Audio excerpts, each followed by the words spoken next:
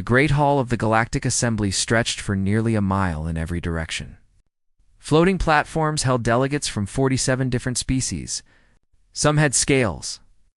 Some had fur. Some were made of living crystal. And in one small corner, on a platform barely large enough for 4 chairs, sat the human delegation. Ambassador Una Park stood at the central podium. Her voice was calm and steady as it echoed through the vast chamber. Behind her, Admiral Tae Sunwoo sat with his hands folded. His face showed nothing. General Minho Kong watched the alien delegates with sharp eyes. Dr. Hannah Cho held a tablet, taking notes on everything she saw. For 12 years, Una said, humanity has served this committee with honor. We have opened trade routes through dangerous space. We have shared medicine that saved millions of lives on dozens of worlds. We have sent our soldiers to keep peace on borders that had nothing to do with Earth. She paused and looked around the chamber. Most of the alien faces were bored. Some were not even paying attention. We ask only for what we have earned, Una continued. Equal voting rights. A voice that matters. The same respect given to every other member species. High Arbiter Vaughn raised one of his 4 hands. He was tall and thin, with gray skin that looked like old stone. He had led the committee for 300 years. To him, humans were barely worth noticing. Ambassador Park, Vaughn said, his voice slow and deep. I must interrupt. There are procedural concerns. What concerns? Una asked. Your species has been a member for only 12 years. The Volari waited 2,000 years for full voting rights. The Korath waited 800. You ask us to ignore tradition? Tradition should not be an excuse for injustice, Una replied. A sharp laugh cut through the chamber. It came from Councillor Tresca, representative of the Volari Dominion. She was covered in bright blue feathers, and her eyes were cold and cruel. Injustice, Tresca said. Little human, your entire species has existed for less time than my morning meditation. You live, what, 80 years? 90. You are mayflies. You are children playing at politics. And children do not get to sit at the adult table. Several delegates laughed. Others simply nodded in agreement. Admiral Tae did not move. His expression did not change, but something in his eyes grew darker. Una kept her composure. Our short lives do not make our contributions less valuable. If anything, they make us work harder. We do not have centuries to waste on endless debate. And that, Vaughn said, is exactly why you are not ready. You are impatient. You are reckless. The galaxy does not change on human schedules. He waved his hand dismissively. Your petition will be tabled for further review.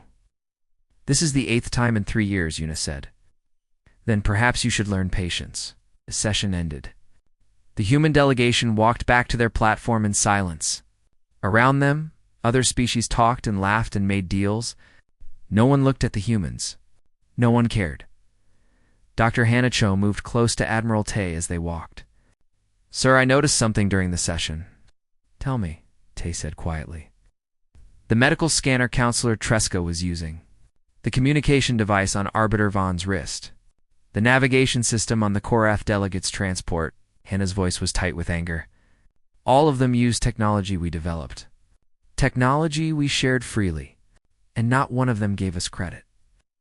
Tae nodded slowly. I noticed they are using our gifts to call us children. Yes. General Minho Kong fell into step beside them. The military report came in this morning. 3 more border incidents near our colonies. The committee has done nothing. They never do, Tae said. They reached their quarters a small section of the station that was plain and simple compared to the luxury given to older species. Una sat down heavily. For the first time, she let her exhaustion show. Well, 12 years, she said. 12 years of smiling and bowing and begging, and they still look at us like we are insects. Because to them we are, Minho said. Some of these species have been traveling between stars since humans were living in caves. They cannot imagine that we have anything to teach them. Hannah pulled up data on her tablet. Our trade routes carry 40% of goods in this sector. Our medical research has cured 6 diseases that killed millions. Our engineers keep half of their stations running. She shook her head. They need us more than they know. They just refuse to see it. Yuna looked at Admiral Tay. He had been silent since they left the assembly hall. He stood by the window, looking out at the stars. "Tay," she said, "you have not said a word. What are you thinking?" For a long moment, he did not answer. When he finally spoke, his voice was soft. "They think our short lives make us impatient. They are right about that." He turned to face them. "But impatience is not always a weakness. Sometimes it is a gift. We do not have time to wait for respect. We do not have centuries to play their games." "What are you suggesting?" Minho asked. "Nothing. Not yet." Tay sat down and folded his hands. "But I want everyone to start thinking about something. We came here because we believed the galaxy would be fair. We believed that if we worked hard and proved ourselves, we would be accepted." He looked at each of them in turn. What if we were wrong? What if this system was never meant to accept us at all? The question hung in the air like smoke. No one had an answer. But in that moment, something changed. A seed was planted in all of their minds. The seed of doubt. The seed of anger. The seed of something that would soon grow into a force the galaxy had never seen. Outside the window, the stars burned cold and distant. They had no idea what was coming. None of them did. The news reached Earth on a cold morning in December. A mining colony on Kepler 44 to be had been attacked. Raiders had come in fast ships with heavy weapons. They killed everyone they found. Men, women, children, 400 people dead in less than an hour. Admiral Tay Sunwoo read the report in silence. His face was like stone, but his hands shook slightly as he held the tablet. General Minho Kong stood beside him, his jaw tight with fury. "We have identified the weapons," Minho said. "They are Valari design. Military grade. The kind that are not supposed to be sold to anyone outside the Dominion." "Tresca's people," Tay said. "Sir. Either they sold the weapons to the raiders, or they gave them as gifts. Either way, the Valari are responsible." Tay set down the tablet. "Call an emergency session. We bring this to the committee." 3 days later, the human delegation stood before the Galactic Assembly once again. This time, there was no talk of voting rights or respect. This time, Ambassador Yuna Park spoke of blood. 400 of our people are dead," she said. Her voice was hard and sharp. "We have proof that the weapons used in this attack came from a committee member species. We demand an investigation. We demand justice." High Arbiter Vaughn looked at her with tired eyes. "Ambassador Park, these are serious accusations. Do you have evidence?" General Minho stepped forward. He activated a holographic display that showed the wreckage of the colony. Burned buildings, bodies in the streets, and weapons with Valari markings scattered everywhere. "This is our evidence," Minho said. "Energy signatures match Valari military weapons. Serial numbers trace back to Valari factories. The raiders knew exactly where to strike and when. Someone gave them information." The chamber was silent. All eyes turned to Counselor Tresca. She did not look worried. She looked amused. "This is interesting," Tresca said, her feathers ruffling with what might have been laughter. "But serial numbers can be faked. Energy signatures can be copied. This evidence is circumstantial at best." 400 people are dead?" Yuna shouted. "And that is tragic," Tresca replied calmly. "But perhaps your people should not have expanded so aggressively into dangerous space. Perhaps you invited this attack with your reckless ambition." Eunice's face went pale with rage. "You dare blame the victims? I am simply offering an alternative explanation. The committee cannot launch an investigation based on speculation and anger." High Arbiter Vaughn nodded slowly. "Counselor Tresca raises valid points. The evidence is not conclusive. We will not authorize an investigation at this time." "This is wrong," Yuna said. "This is murder, and you are protecting the murderers." "Ambassador Park," Vaughn said coldly, "you are out of order. One more outburst, and you will be formally censured." Yuna opened her mouth to speak again. Admiral Tay put a hand on her shoulder. She stopped, but her whole body was trembling with anger. "Very well," Vaughn continued. "This matter is closed. The committee will take no action." The session ended. The human delegation left in silence. But this time, the silence was different. It was not the silence of defeat. It was the silence before a storm. That night, Elder Mavic came to visit Ambassador Yuna in her quarters. He was ancient beyond measure, his body twisted and strange from 9,000 years of life. But his eyes were kind, and his voice was gentle. "I am sorry for what happened today," Mavic said.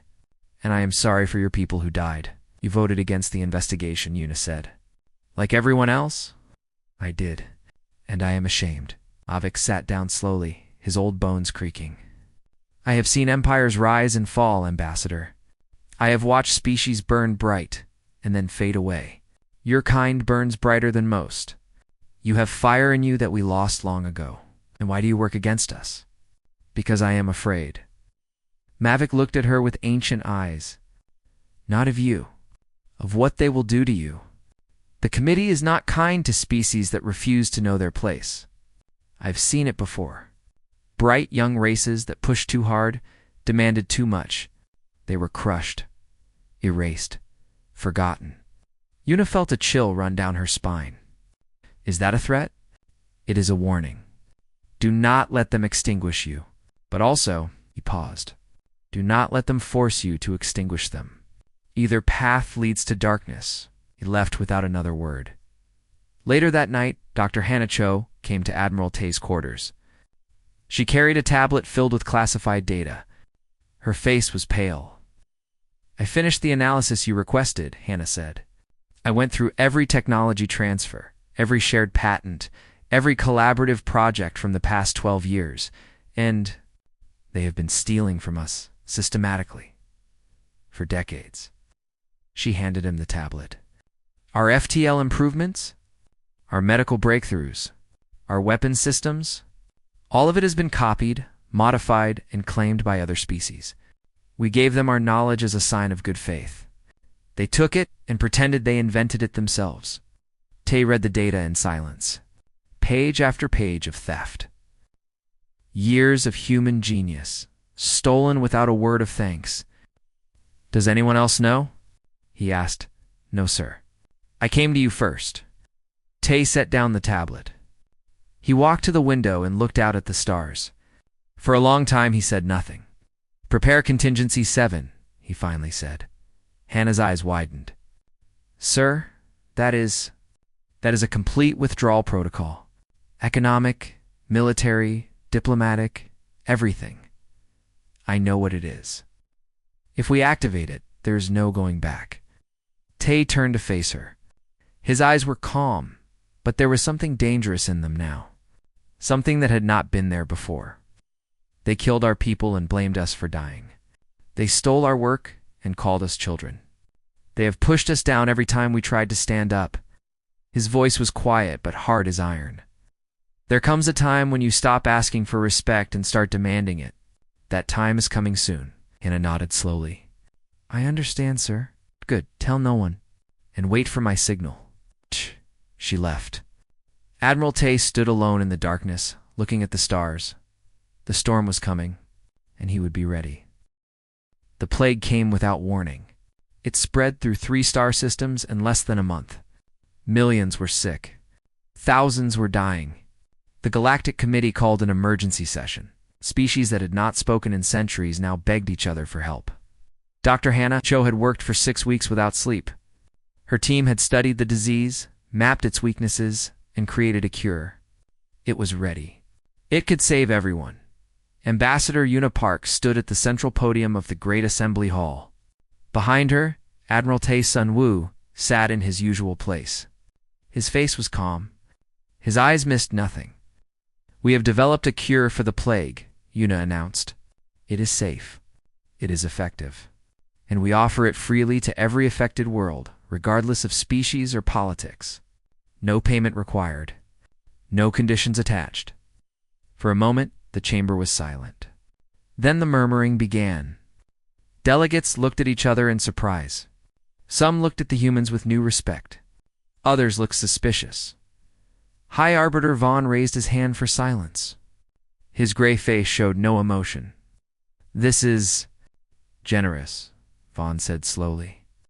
"However, The committee cannot simply allow one species to distribute medical supplies across multiple systems. There must be oversight. There must be control. What kind of control? Una asked. The committee will take custody of the cure. We will handle distribution to ensure fairness and order. In humanity's role. You will transfer all research data and production methods to the committee. We will take it from there. Una felt something cold settle in her stomach. And what about credit? What about recognition for the work we have done? Vaughn waved his hand dismissively. This is a time of crisis. Such concerns are petty and small. The cure will be distributed as a gift from the Galactic Committee. That should be enough for any reasonable species. You want to take our cure and pretend you made it? Una said. I want to save lives. Your ego should not stand in the way of that. Admiral Tay leaned forward slightly in his chair. Dr. Hannah Cho gripped her tablet so hard that her knuckles turned white. General Min Ho Kong's hand moved toward his hip, where his weapon would be if he were allowed to carry one. Counselor Tresca spoke up, her voice sweet with false concern. Perhaps Ambassador Park needs a moment to consider. After all, refusing to help in a crisis would look very bad for humanity. Una took a deep breath. We will share the cure. We only ask for proper recognition of our contribution, added Vaughn said flatly. And since we are discussing humanity's place in this committee, there is another matter to address. He pressed a button on his podium.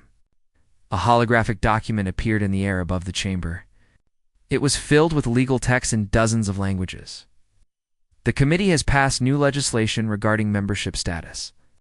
Due to concerns about stability and judgment, humanity has been reclassified as a provisional member. This means you will no longer have voting rights, even on matters affecting your own species. You may observe and advise, but you may not participate in decisions. The words hit like a physical blow. Una stared at the document in shock. This was passed without our knowledge, she said. Without any debate. Provisional members do not need to be consulted on policy changes, Vaughn replied. That is the nature of provisional status. When was this decided? 3 months ago? We simply had not found the right moment to inform you. 3 months. They'd been working and serving and sacrificing for 3 months, not knowing that they had already been stripped of their rights. Counselor Tresca leaned forward, her cruel eyes gleaming. You should be grateful, little humans. We could have expelled you entirely. Instead, we allow you to remain. You should thank us for our mercy. Silence fell across the chamber. Every eye turned to the human delegation. Everyone waited to see what they would do. Ambassador Una Park stood frozen at the podium. Her mind was blank. For the first time in her life, she had no words. Then Admiral Tay Sunwoo stood up. He moved slowly, deliberately. He walked past Una and stood at the center of the chamber. His face was calm. His voice, when he spoke, was quiet. But it carried to every corner of the vast hall. For 12 years, Tay said, we have begged for the respect we earned. We have been patient when you ignored us. We have been kind when you mocked us. We have been generous when you stole from us. He paused. We have been fools. He reached up and removed the ceremonial pin from his chest. It was the symbol of committee membership, given to every human delegate on the day they first arrived. He held it up so everyone could see, then he dropped it on the floor. The sound it made was small, but in the silence of the chamber, it echoed like thunder.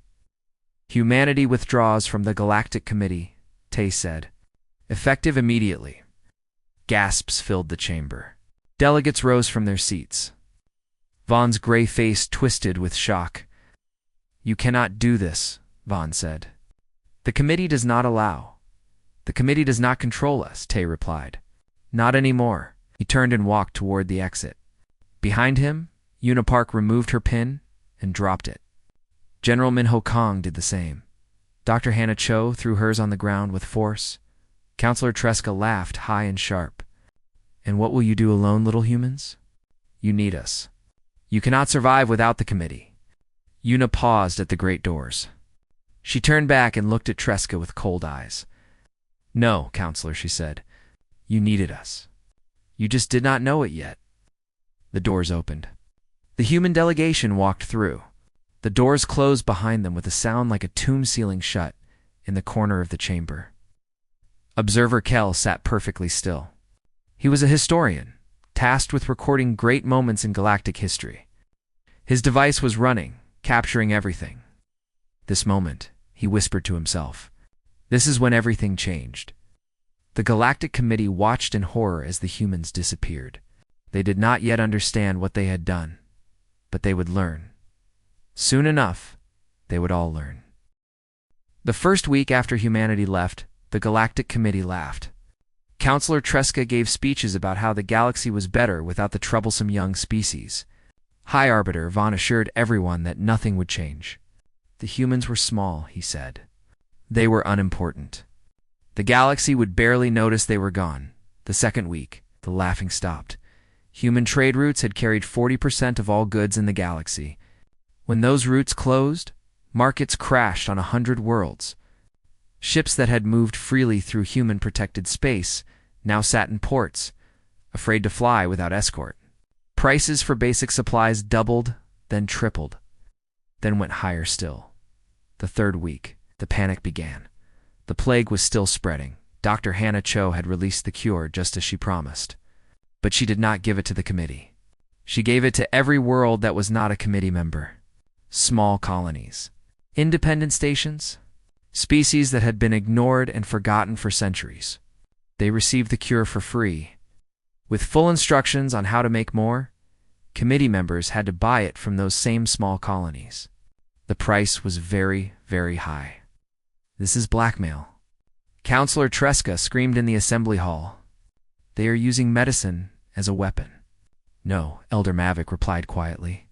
They are showing us what generosity looks like when it is given to those who deserve it. We do not deserve it anymore. The fourth week, the darkness came. Human engineers had built and maintained relay stations across 12 sectors of space. These stations carried communications between worlds, allowing instant contact across impossible distances.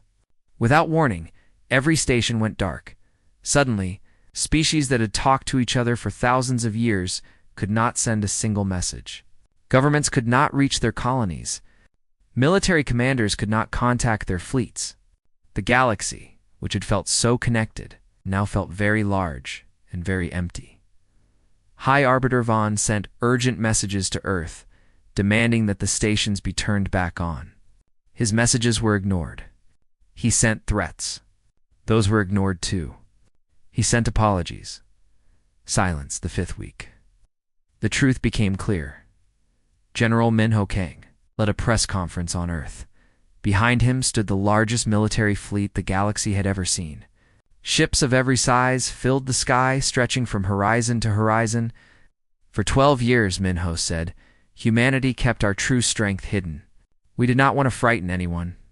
We believed the galaxy would accept us if we were humble and kind. He smiled, but there was no warmth in it. We were wrong. So let me be clear now. This is what humanity looks like when we stop hiding. 3 species decided to test the humans. They sent warships to reclaim territory near human borders. They thought humans were bluffing. They thought short-lived creatures could not possibly be a real threat. Their fleets vanished. There were no battles, no warnings, no demands. The ships simply disappeared. One moment they were flying toward human space. The next moment they were gone, as if they had never existed. No one else tried to test the humans after that. The 6th week. Governments began to fall. Counselor Tresca's people had depended on human trade more than anyone knew. Without human goods flowing through their markets, their economy collapsed. Without human medicine, their sick kept dying. The people blamed Tresca. They blamed the committee. They rioted in the streets. Tresca fled her homeworld in the middle of the night. No one knew where she went. No one cared. The 7th week, Elder Mavic spoke to the committee. The chamber was half empty now. Many delegates had stopped coming. Some had gone home to deal with crises on their own worlds. Others had simply given up. I warned you, Mavic said. His ancient voice was heavy with sadness. I told Ambassador Park that the committee crushes species that refuse to know their place. But I was wrong. The committee only crushes the weak. Humanity is not weak. They never were. He looked around at the empty seats, the frightened faces, the broken pride of species that had ruled the galaxy for millennia. You mistook patience for weakness, generosity for dependence. They gave you everything, and you spat in their faces. He shook his head slowly. Now you will learn what humanity looks like when it stops giving. The 8th week, High Arbiter Vaughn called another emergency session. His gray skin had turned pale. His hands shook when he spoke. We must bring the humans back, he said. We must offer them whatever they want. Full membership, voting rights, reparations, everything. They will not answer our calls, someone said. Then we will go to them. I will go to Earth myself if I must. And if they refuse to see you? Vaughn had no answer. Far away on Earth, Admiral Tay Sunwoo stood before the United Human Council. The leaders of every nation watched him on screens around the world. They are afraid now, Tay said. Afraid is good. But fear fades. We need them to understand. Not just that we are strong, but that we were right. We were always right. He pulled up a star map. It showed the entire galaxy, with human space marked in bright blue. The blue area was small compared to the rest, but it sat at the center of everything, like a heart pumping blood through a body. They built a system designed to keep us down, Tay continued, to keep every young species down forever. They called it tradition. They called it wisdom. It was just fear. Fear that someone new might be better than them.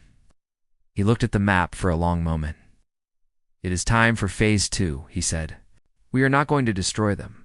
We are going to give them a choice. Join us in building something fair, or watch us build it without them. He smiled. Either way, the old galaxy is over. The new one begins now. The council voted unanimously to proceed and across the stars.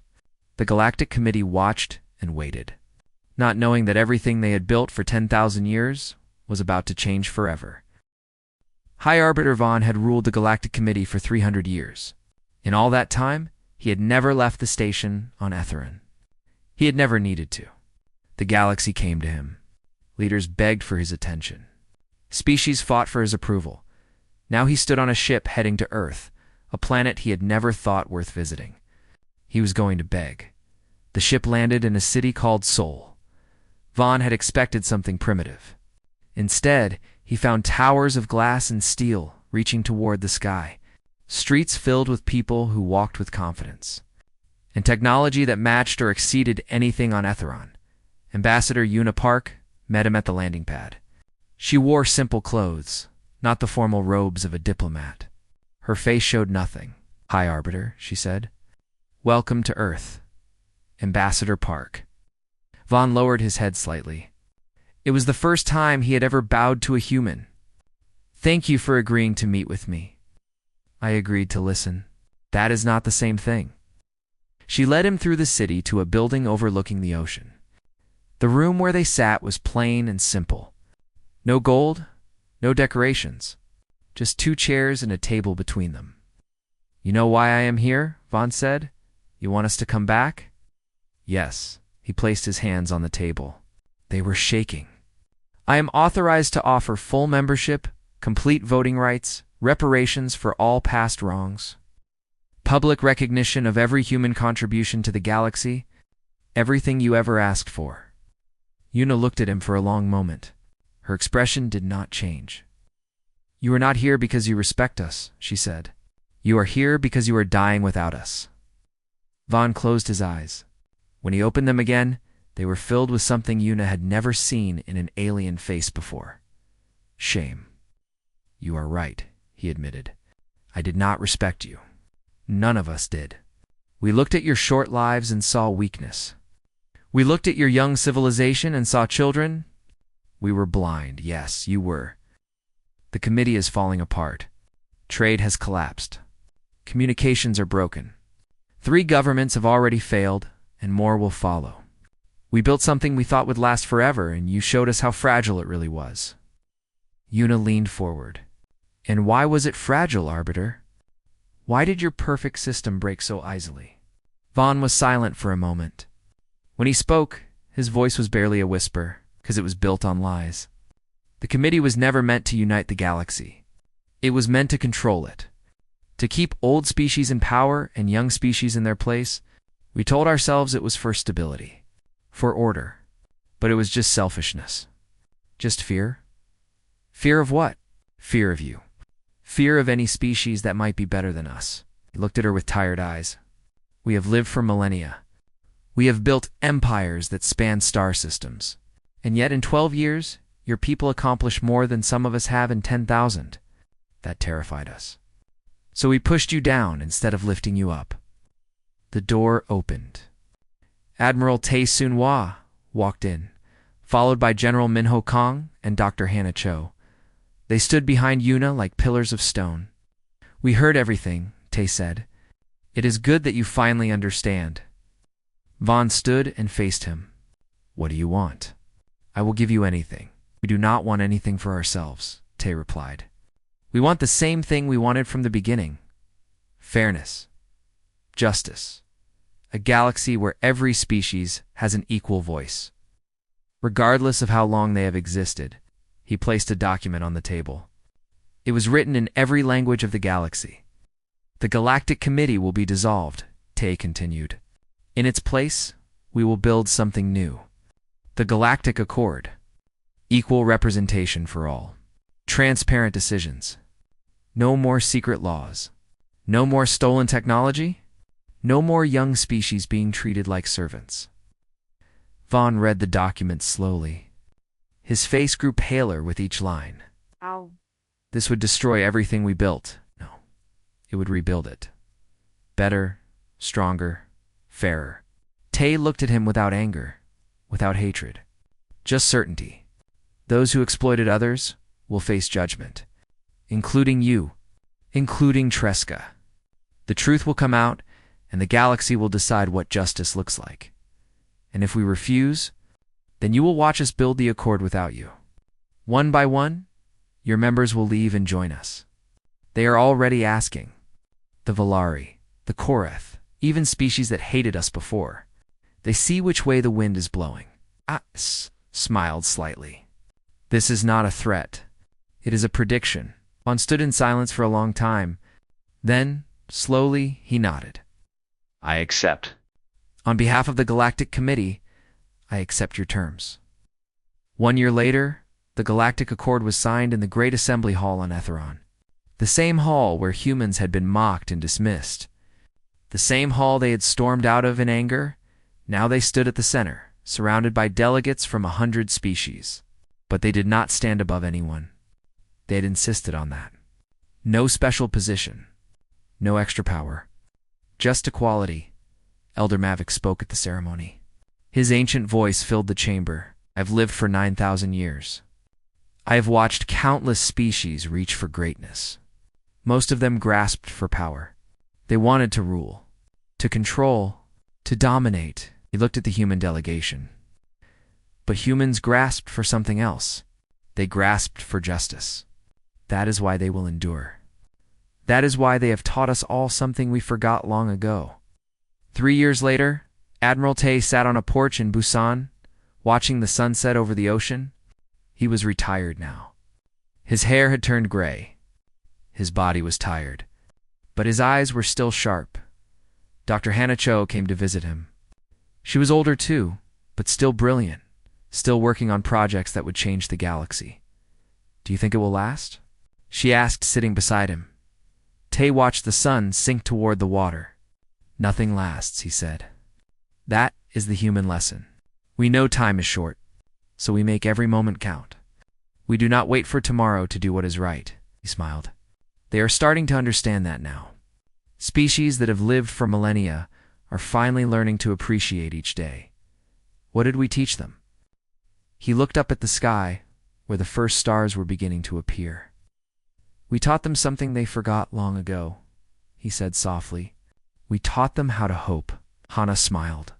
They sat together in comfortable silence as night fell and the stars came out. Shining down on a galaxy that had finally learned to treat everyone as equals, the humans had asked for nothing more than fairness. In the end, that had changed everything.